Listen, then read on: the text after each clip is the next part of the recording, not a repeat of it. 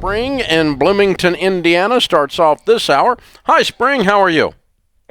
Oh, great. How are you? Better than I deserve. What's up? Wonderful. Well, I'm on baby step one. I've just had the second class of FPU, and I'm looking ahead at the debt snowball. And now I know you say to pay off all debt but the mortgage, but I'm looking at the mortgage, and it's right about the same amount as my student loans. And by the time I get to the student loans, the mortgage is going to be less. And I'm thinking that I'm actually going to be able to get out of debt faster if I tackle the mortgage before the student loans, and then be able to use that mortgage payment to slam on the student loan. Nope. Nope. Your thinking got you where you are. I'm not. No, well, partly I'm sorry. That was too easy. It was an underhand pitch, darling. No, I do need to get increase my income, and I'm working on that. Okay, stop. How much debt do you have on your student loan? It is. Hang on a second here. 30. Just over 39,000. Just under 40,000. Gotcha. And how much other debt do you have, not counting your house?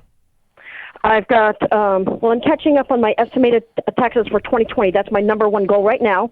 I have a 2019 tax bill of $3,811. Mm-hmm. I have a charged-off MasterCard that I've been paying every month for 4 years, which is $14,560.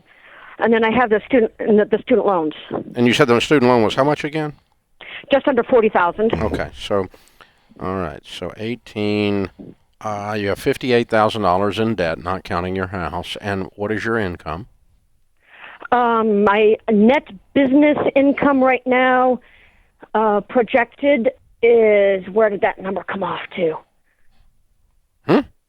Last calculated my projected net business income for the year, end of June, and that was $35,786.56. Mm-hmm. And that's pre-tax.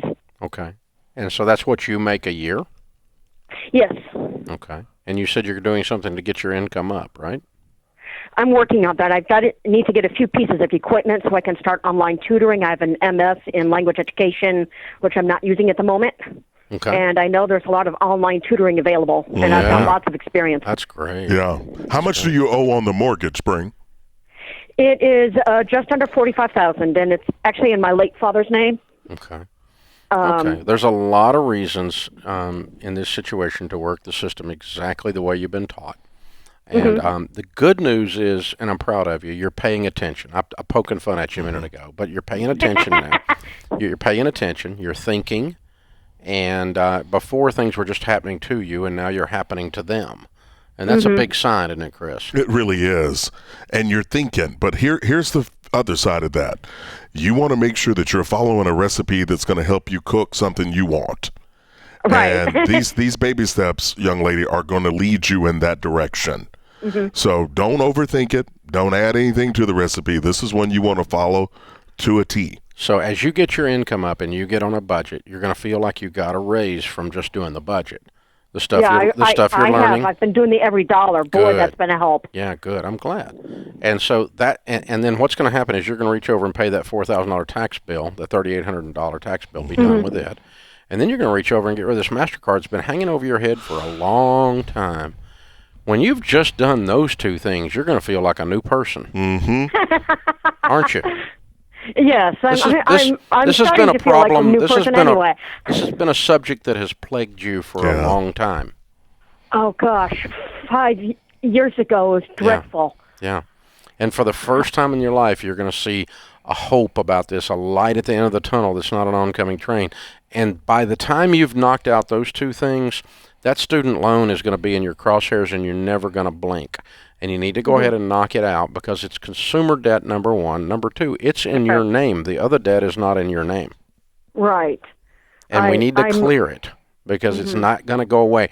The problem with the student loan is emotionally it looks like such a large mountain that I don't think I can move it. But you know what? When you move a dump truck load a day, you look up and the whole mountain's gone. For true. And you're going to get there. And then you're going to reach over, and the good news is you don't have much of a mortgage, and you'll be able to reach over and knock out baby step 6 later without any effort at all, because you're going to be in such a zone by then. Again, having power over a subject that has controlled you, and instead you're going to be controlling it. You're going to see a whole different side of yourself.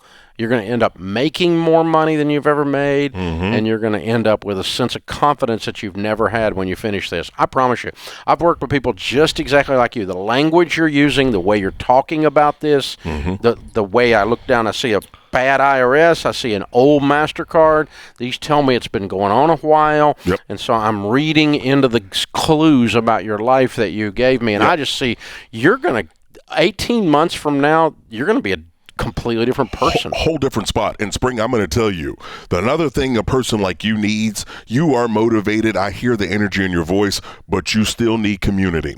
I'm going to encourage you to hop over into Ramsey Plus so you can get connected. You're in there with other like-minded people. You're going to be able to cheer other people on, but at the same time, get your own motivation to help you go faster. So hop over in there, be connected with people that are speaking the same language, and I'm telling you, you won't regret it. Yeah, it's a good thing. I'm glad you're in Financial Peace University, and I'm glad it's helping you. I'm excited for you. And so, and Chris is right. The recipe. This is how you make gumbo. This is how you make a chocolate cake. And if you want a good one, you just take the chef who's been in the kitchen. That's right. For decades. Knows how to do it. And you follow that recipe. Yep. And after you've been cooking it for years, if you want to change it up, right, that's fine. Yeah. But right now, you suck at this. So go use the recipe. Learn it. If I'm going to make biscuits, I suck at making biscuits. I got to get a recipe out, and I got to follow instructions. Yes. Or I'm not going to get biscuits, I'm going to get donuts. And, it's what happens. I'm not going to get a chocolate cake, I'll get a dadgum coconut cake or something. Now, my wife has been cooking for years and is a world-class cook. Yes. And so she says, I just threw this together and I just made this up.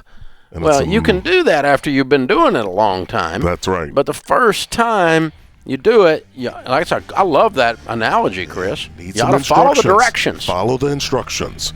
They won't steer you wrong. That's how it works.